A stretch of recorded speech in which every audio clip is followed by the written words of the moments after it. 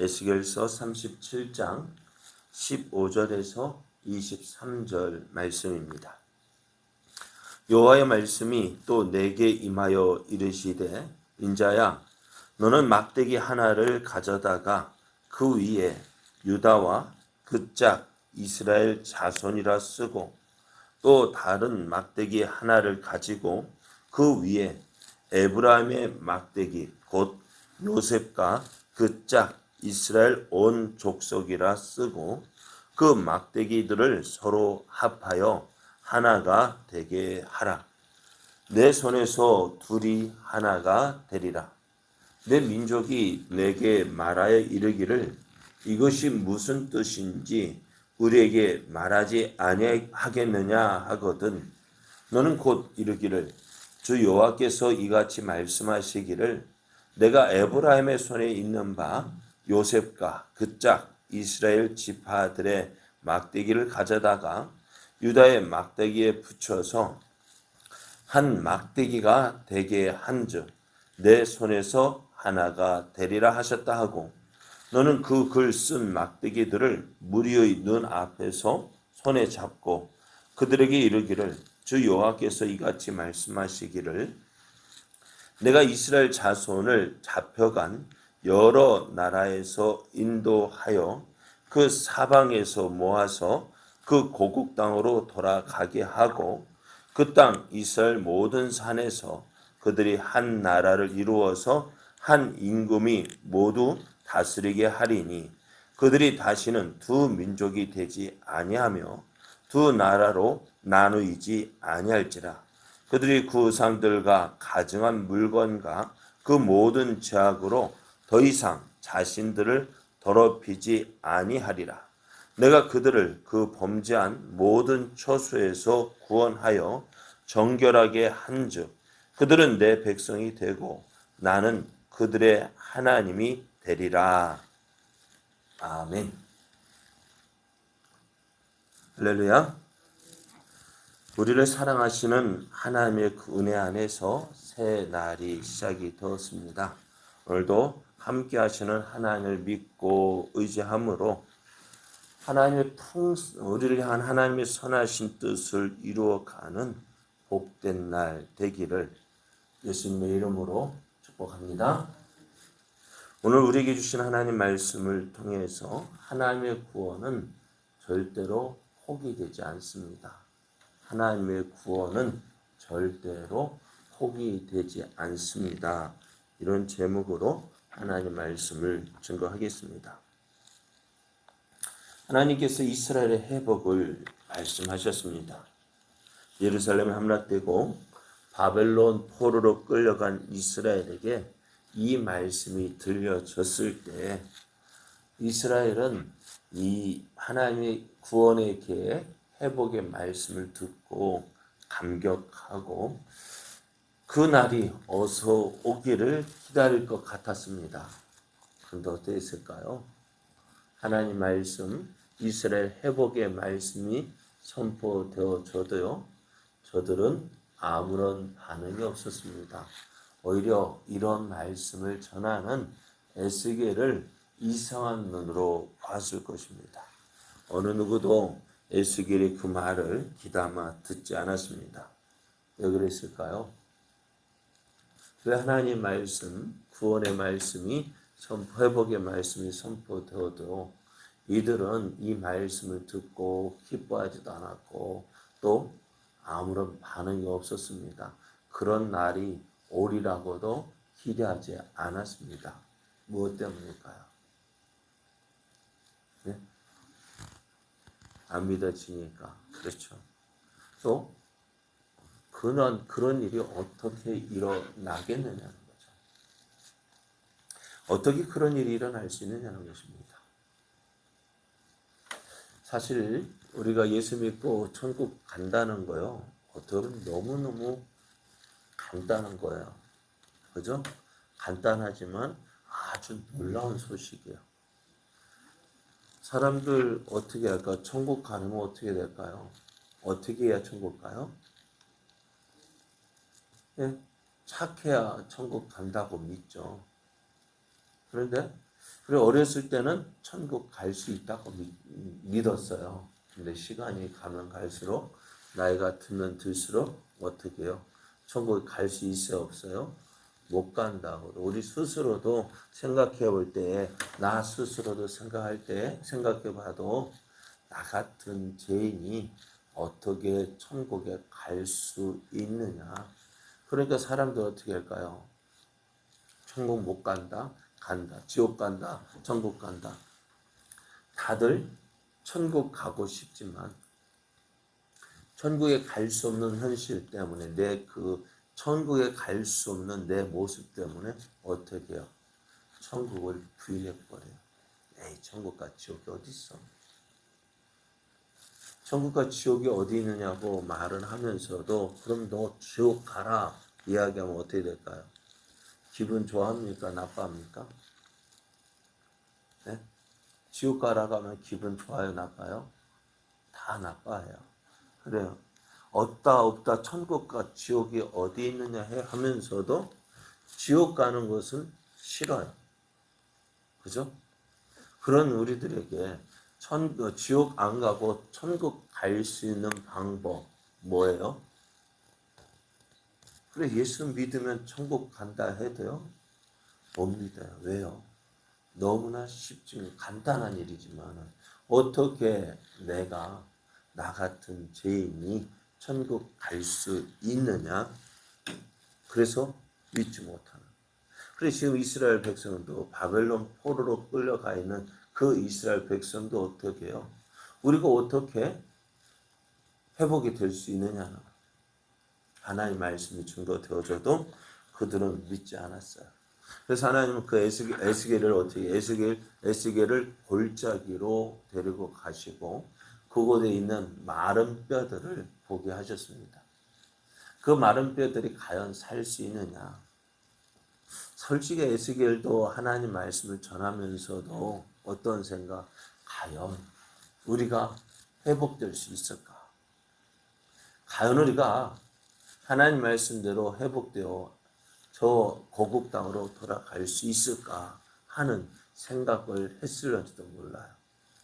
그래서 하나님께서 에스겔을 그 골짜기로 가서 마른 뼈들을 보여주시면서 이 마른 뼈들이 살아날 수 있느냐라고 물으셨어요. 마른 뼈들이 살아날 수 있을까요? 없을까요? 네? 살아날 수 있어 없어요? 그래.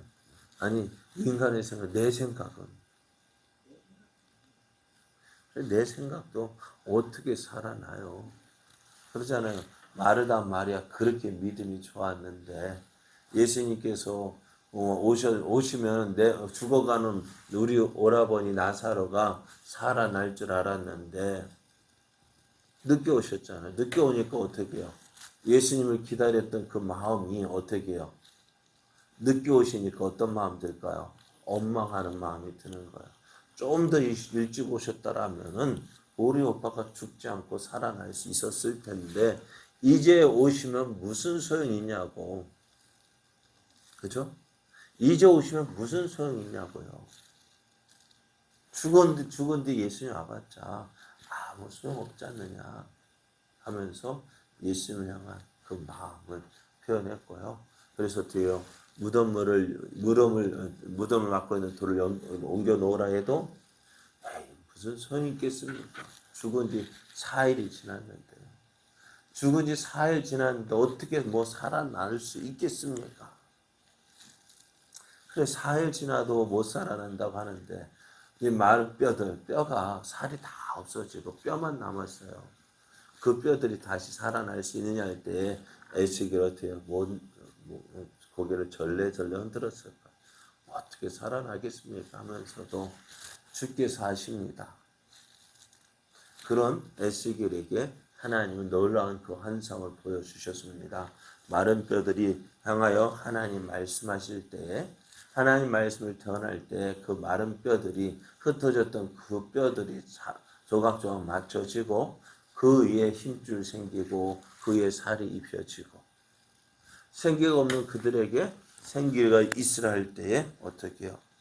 그 마른 뼈들이 살아 움직여 이스라엘의 큰 군대를 이루었습니다. 그래서 믿음이라는 것이 바로 이거예요. 믿음이라는 것이 뭐냐? 당연히 이루어질 것을 믿는 것이 믿음이 아니에요. 그렇죠?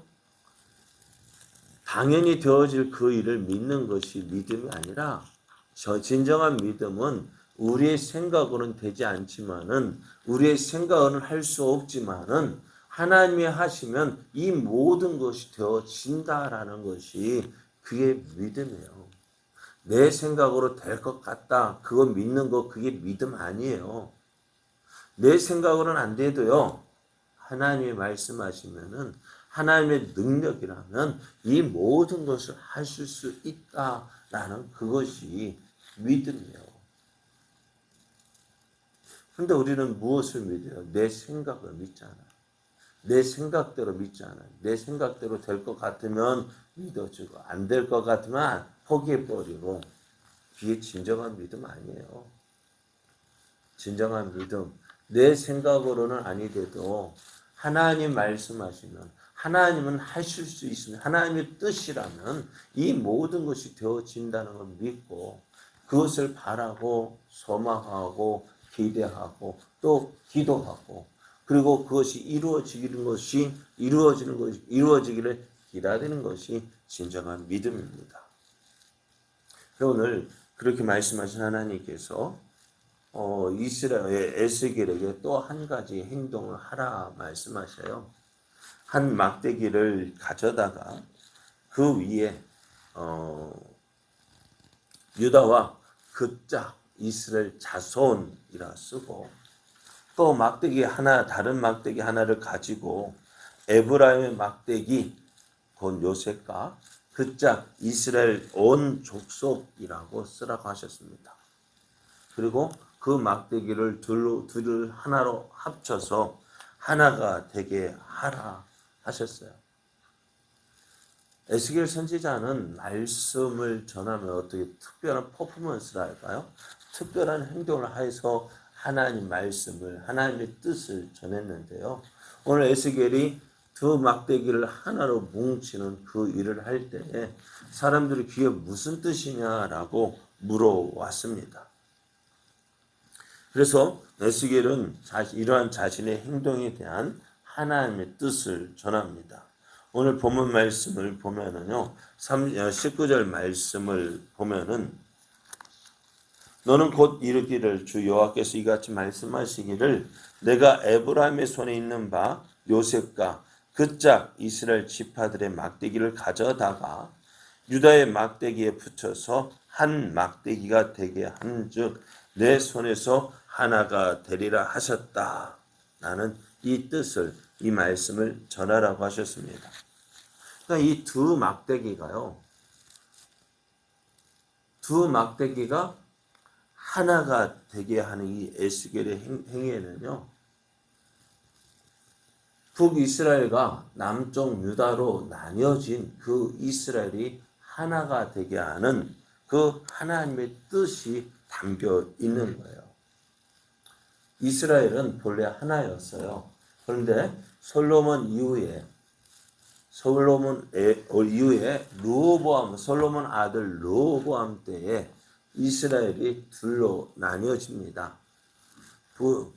에브라임 지파를 중심으로 한 10개 지파가 유다와 베냐민 지파를 제한 10개 지파가 따로 떨어져 나갔습니다.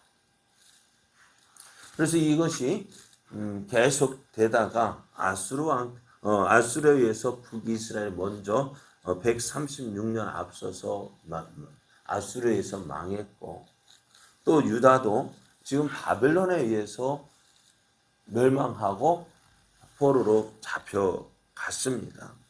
그러니까 북이스라엘과 남쪽 유다가 하나가 되지 못하고 망해서 다 흩어졌습니다. 그리고 그 에스겔 당시에는 어떻게 해요? 136년 전에 먼저 망했던 그 북이스라엘의 존재조차도 어떻게 해요?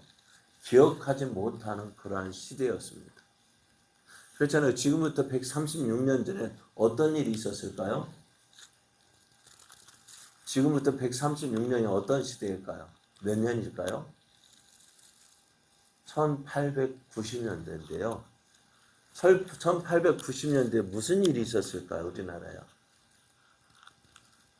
관심 가지지 않으면 무슨 일이 일어났는지 어찌 알겠습니까? 그래서 저도 한번 찾아보니까 그때 막 청일전쟁이 일어나기 전이더라고요. 청일전쟁이 일어나서 우리 조선의 국권을 가지고 외부 나라, 다른 나라들 와서 막 좌지우지하던 그때였단 말이에요. 그런데 지금 와서 그 일들에 대해서 우리가 어떻게 자세히 알겠습니까? 그냥 북이스라엘, 그리고 거기에다가 지금 유다 입장에서 보면은 북이스라엘은 어떻게 해요? 형제 나라이지만은 동시에 어떻게 해요? 원수였단 말이에요. 그거 기억할까요? 그거 어떻게 기억하겠습니까? 그것처럼 북이스라엘과 남쪽 유다는 지금은 하나가 될래야 될 수 없는 그러한 상황인데도 하나님은 어떻게 하나님의 백성을 잊지 않으셨다는. 그래서 모든 사람들이 잊혀진 존재 북이스라엘을 하나님은 기억하시고 그들을 어떻게 하나님의 구원 계획에 포함하셨다는 것입니다. 그래서 하나님이 택한 하나님의 구원은요 절대로 포기되지 않습니다. 그래서 하나님은 하나님 백성을 절대 잊지 않는다라는 사실을 오늘 말씀해 주고 있습니다. 한번 하나님의 자녀된 사람은요 그 구원을 빼앗기지 않습니다. 비록 범죄함으로 하나님의 은혜에서 떠났다 할지라도 하나님은 그 영혼을 결코 잊지 않으시고 회복시켜 주십니다. 왜요? 구원은 우리의 힘과 노력으로 되어지는 것이 아니라 하나님의 은혜로 되어진 것이기 때문에 그래요. 하나님께서 우리를 구원하시기로 언제 작정하셨다고요? 언제 작정하셨어요? 그래, 창세전에. 창세전에 너는 내 것이라 택하시고 하나님의 자녀 될 것을 예정하셨는데 그 하나님의 구원 계획이 오늘 우리에게 우리에 의해서 틀어지느냐? 아니다라는 거예요. 하나님은 하나님의 백성은 반드시 구원하십니다. 오늘도 그 일을 위하여 일하고 계십니다. 오늘 하나님은 우리를 위하여서 일하고 계십니다. 그 하나님을 믿고 우리가 어떤 상황이 있으든지 실망하지 말고 낙심하지 말고 좌절하지 말고 포기하지 말고 끝까지 하나님을 붙잡고 그 하나님을 의지하는 믿음의 삶을 살아야 합니다. 하나님도 우리를 포기하지 않으셔서 우리도 어떻게 해요? 하나님을 포기하지 마시고 끝까지 이 믿음 지켜서 하나님을 기쁘시게 하고 또 하나님의 뜻을 이루어가는 믿음의 삶, 은혜의 삶 되어지기를 예수님의 이름으로 축복합니다. 축복합니다.